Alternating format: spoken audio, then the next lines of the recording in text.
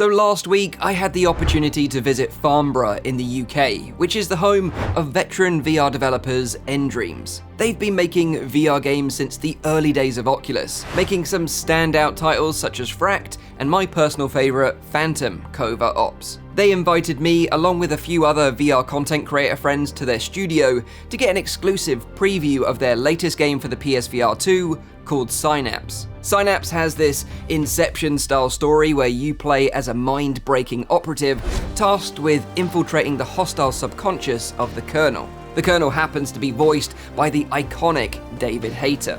With this Inception-style story, unique art style, over-the-top action, and telekinesis abilities, Synapse definitely stands out from the crowd of upcoming VR games. So, I hope you enjoy this early look at some Synapse gameplay on the PSVR 2. So welcome to Synapse. I thought this was a good place to start this gameplay, as this is kind of like the tutorial area of the game, and this is where you get to learn one of the coolest features of this game, and that is your telekinesis abilities. So let me show you how that works. Obviously the whole environment is kind of like this kind of black and white art style, but items that you can interact with pop with vibrant color. So with your offhand, could be either hand depending if you're right or left-handed, you can use the trigger button to pick up objects and manipulate them in the air with these kind of like telekinesis abilities. You can throw them around, you can use them as cover, you can even use them as weapons, which is really cool. When you wield this power, it kind of gives you this sense of being like an unstoppable force, and that'll become more apparent when we get into the gameplay a little bit later. The other cool thing about this ability is you can use it to manipulate the environment, so to create bridges and access points so you can get across the levels. And this is where things get super interesting, because like I said, you use the trigger button to pick up items, but if you do like a half trigger with this barrel, you can hold it and move it through the air, but when you do a full trigger press, it crushes it and it explodes. And this is really useful when you've got enemies hiding behind cover. You can kind of push the barrel behind the cover and blow them up, which is just really satisfying. But let's get into that gameplay now with some enemies and show you what it's like when it all comes together. So now we've got some enemies, and what I'll do is I'll quickly just show you the cover mechanic, because this is how it works. So basically you grab the cover with the grip button, and now you can kind of move it around. If you ever played Fract, it's basically exactly the same cover system.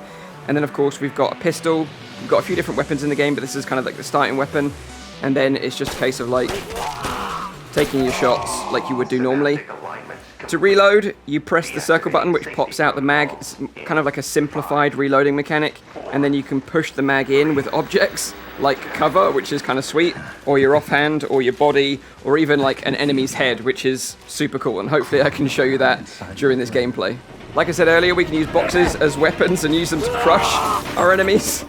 There's actually a really good reason why you should do this kind of stuff and be a bit more creative with your kills, and I'll show you that a little bit later. The only thing that I was kind of disappointed with is you can't use your offhand to grip the gun if you want to aim a bit more precisely. You have to kind of rest it like this instead.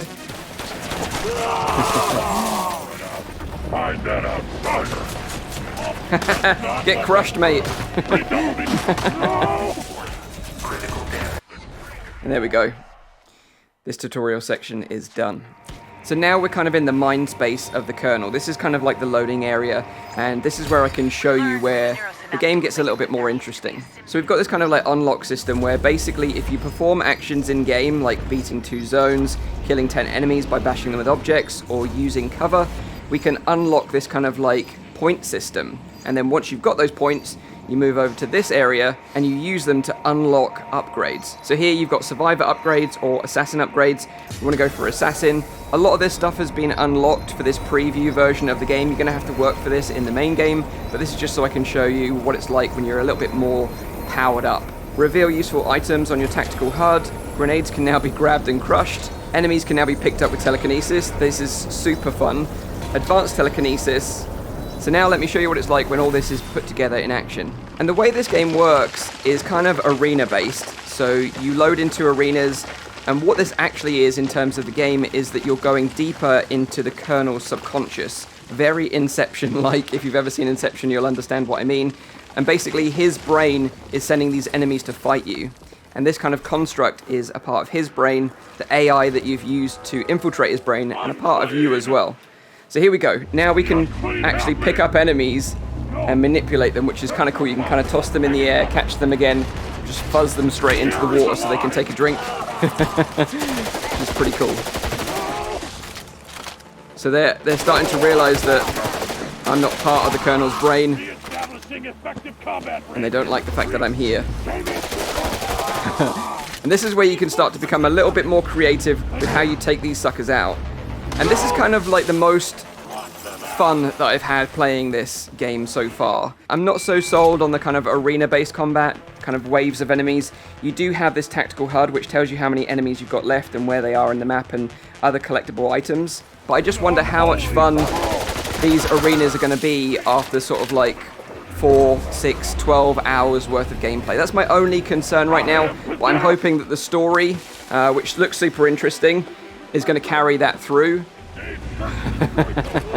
Like I said, the combat is fun when you get super creative with it, and you feel like totally overpowered. I just wonder how much fun that's going to be, like I said, through hours and hours worth of gameplay.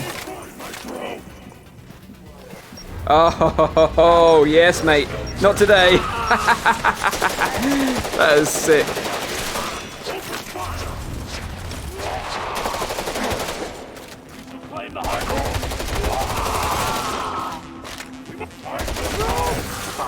Enemies remaining.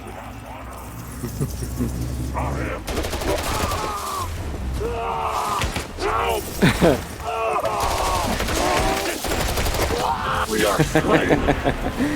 And there we go. This stage is complete. So that's the end of this gameplay session. I hope you enjoyed this little early look at Synapse on the PSVR 2. Let me know what you all think in the comments down below. So far, I would say that the game has potential, but there's a few things I'm a little bit concerned about, like the arena-based combat, how much fun this game is going to stretch over a long period of time, and what the story is going to be like. Hopefully the story is good, that will carry you through the experience and encourage you to keep playing. I really do like the telekinesis abilities, and I really like the skill tree and the unlock system. So yeah, we'll just have to wait and see what the full game is like when it releases on the 4th of July. Leave a little like on the video if you enjoyed this sneak peek, and as always, I'll see you all on the next one. Cheers.